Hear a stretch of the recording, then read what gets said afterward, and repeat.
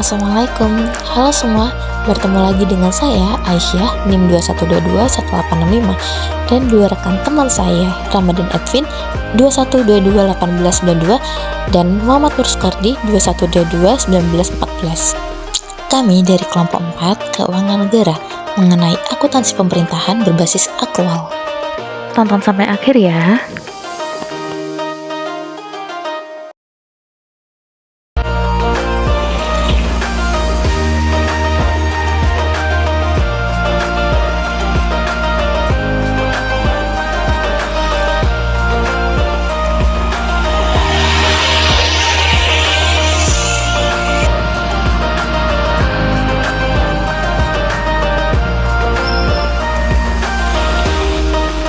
Halo teman-teman, masih ingat kan sama aku Aisyah Nurmadian NIM 21221865. Teman-teman tahu nggak sih apa itu akuntansi?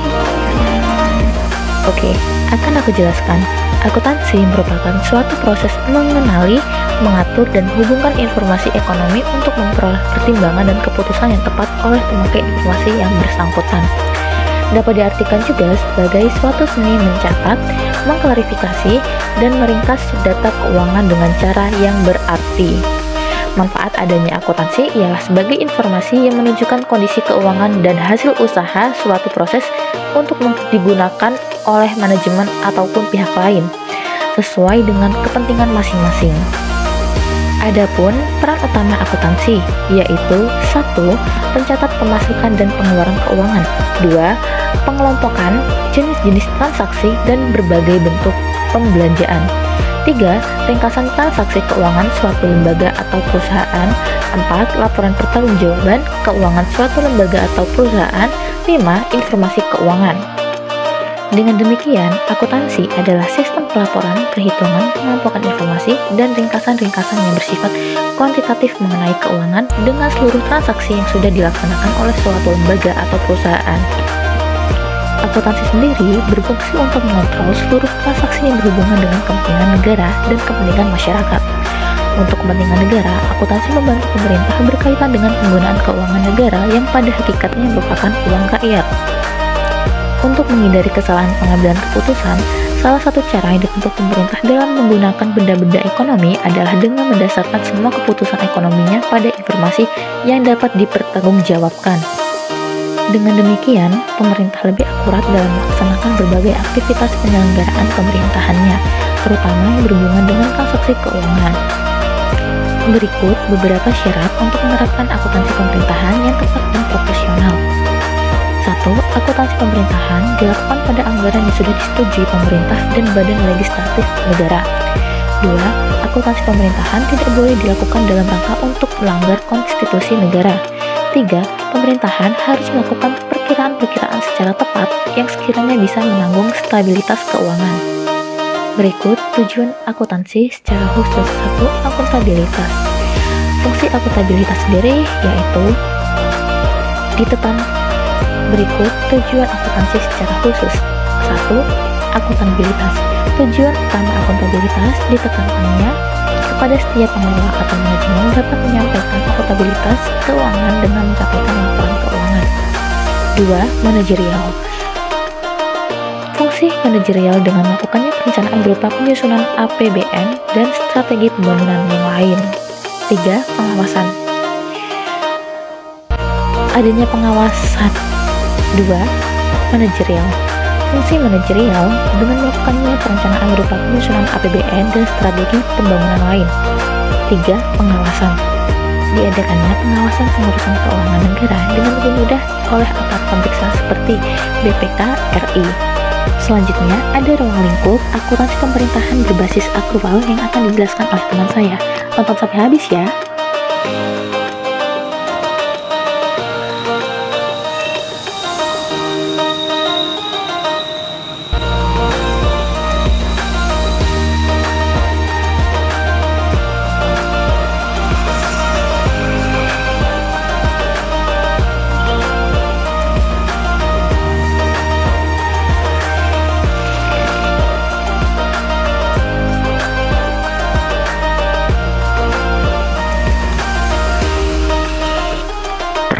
nama saya Muhammad Nur Sukardi, NIM 21221914, akan menjelaskan tentang ruang lingkup akuntansi berbasis akrual. Akuntansi akrual merupakan sebuah metode pencatatan akuntansi di mana sistem pencatatannya dilakukan ketika terjadinya sebuah transaksi, walaupun kas masih belum diterima. Penerapan akuntansi akrual di Indonesia tercantum dalam Peraturan Pemerintah Nomor 71 Tahun 2010 yang terdiri dari penyajian laporan keuangan, laporan realisasi anggaran, laporan arus kas, catatan atas laporan keuangan, akuntansi persediaan, dan lain-lain. Manfaat akuntansi akrual: yang pertama, meningkatkan informasi dalam laporan akuntansi. Kedua, memudahkan penyesuaian pendapatan dan beban. Ketiga, mendukung manajemen keuangan yang lebih baik. Keempat, mendukung manajemen performa perusahaan. Kelima, mendukung manajemen aset. Dan yang terakhir, memperluas informasi tentang alokasi sumber daya. Faktor yang mempengaruhi akuntansi akrual: yang pertama, kualitas sumber daya manusia, di mana semakin meningkatnya sistem pemerintahan, maka semakin tinggi tingkat kesiapan penerapan akuntansi akrual dalam pemerintahan tersebut. Yang kedua, komunikasi. Semakin baik komunikasi lembaga pemerintahan dalam mensosialisasikan dan menerapkan akuntansi akrual, maka penerapan akuntansi akrual akan meningkat secara kuantitatif. Yang ketiga, komitmen organisasi. Tingginya komitmen organisasi suatu perusahaan maka akan meningkatkan kinerja perusahaan tersebut. Yang keempat, gaya kepemimpinan, di mana seorang pemimpin yang memiliki energi, antusiasme, kepribadian yang kuat, kecakapan teknis, kecakapan mengajar, dapat memudahkan penerapan akuntansi akrual dan akan sangat membantu dalam pengambilan keputusan yang tepat. Dengan menggunakan akuntansi akrual, kemampuan SDM harus ditingkatkan karena akuntansi akrual memberikan informasi keuangan yang lebih baik, tetapi implementasinya lebih rumit dibandingkan akuntansi berbasis kas. Terima kasih.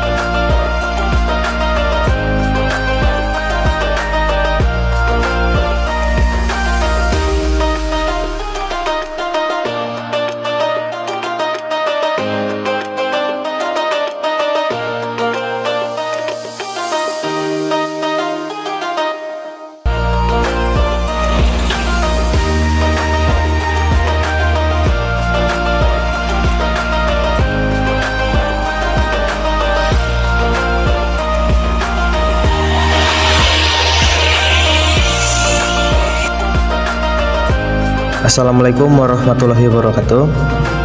Perkenalkan, nama saya Ramadan Edwin Rizmana, NIM 21221892. Di sini saya akan menjelaskan contoh kasus akuntansi pemerintahan berbasis akrual.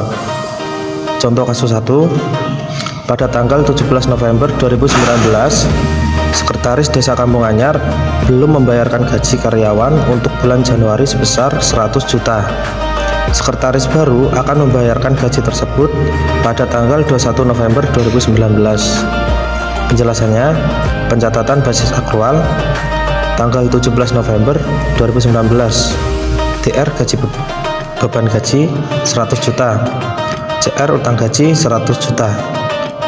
Karena sekretaris desa belum mengeluarkan kas untuk membayar gaji namun sudah diterima manfaat atas jasa-jasa yang diberikan karyawan, maka sekretaris harus mencatat akun beban, tapi diikuti dengan utang, bukan kas karena kas belum dibayarkan. Tanggal 21 November 2019, DR utang gaji 100 juta, CR kas 100 juta. Pada tanggal ini, sekretaris akan menghilangkan akun utangnya karena utang gaji sudah dibayarkan dengan kas. Contoh kasus 2.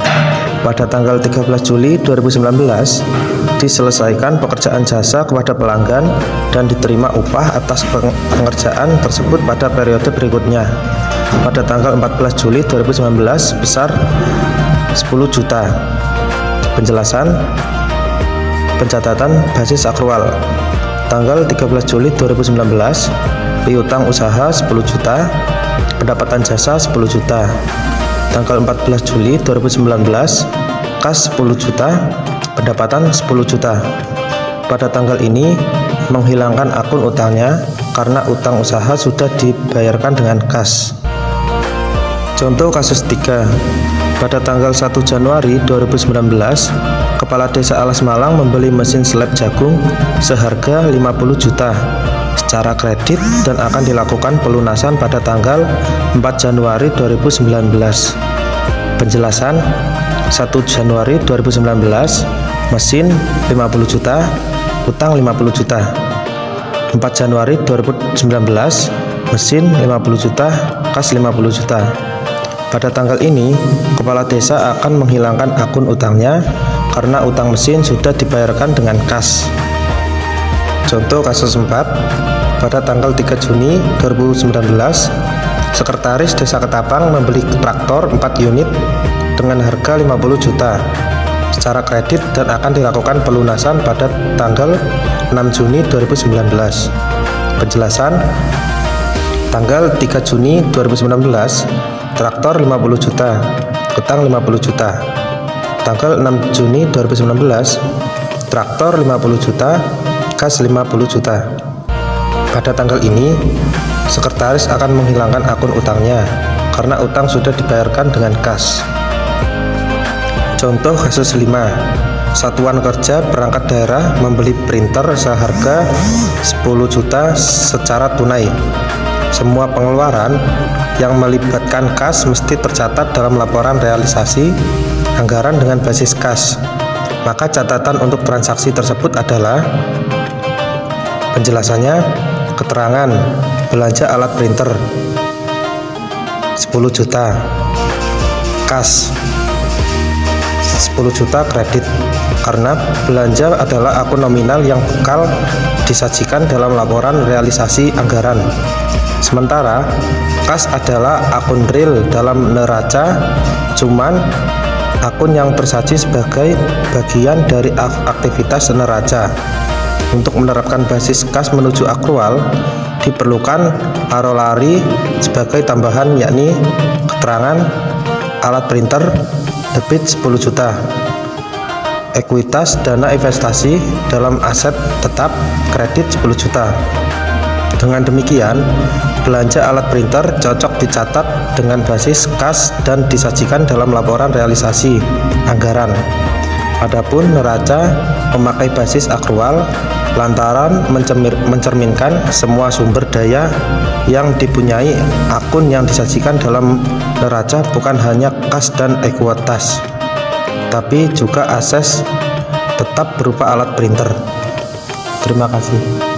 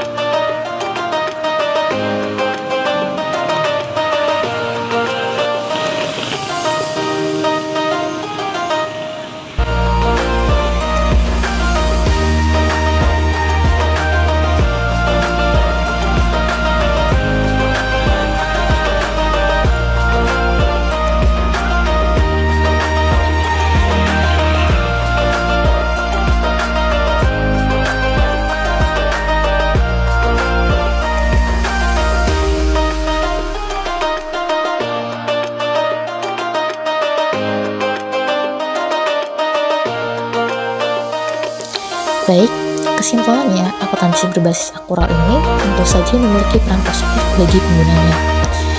Akuntansi sendiri merupakan suatu proses mengenali, mengatur, dan menghubungkan informasi ekonomi untuk memperoleh pertimbangan dan keputusan yang tepat oleh pemakai informasi yang bersangkutan. Dilihat dari segi prosesnya, akuntansi suatu keterampilan dalam mencatat, menggolong-golongkan, meringkas transaksi-transaksi keuangan yang dilakukan oleh suatu lembaga atau perusahaan, serta melaporkan hasil-hasilnya di dalam suatu laporan yang disebut sebagai laporan keuangan. Dapat disimpulkan bahwa informasi akuntansi digunakan oleh para pemakainya sebagai dasar pengambilan keputusan-keputusan ekonomi yang diantaranya sebagai alternatif tindakan. Oke guys, terima kasih dan nonton sampai akhir. Terima kasih. Wassalamualaikum warahmatullahi wabarakatuh.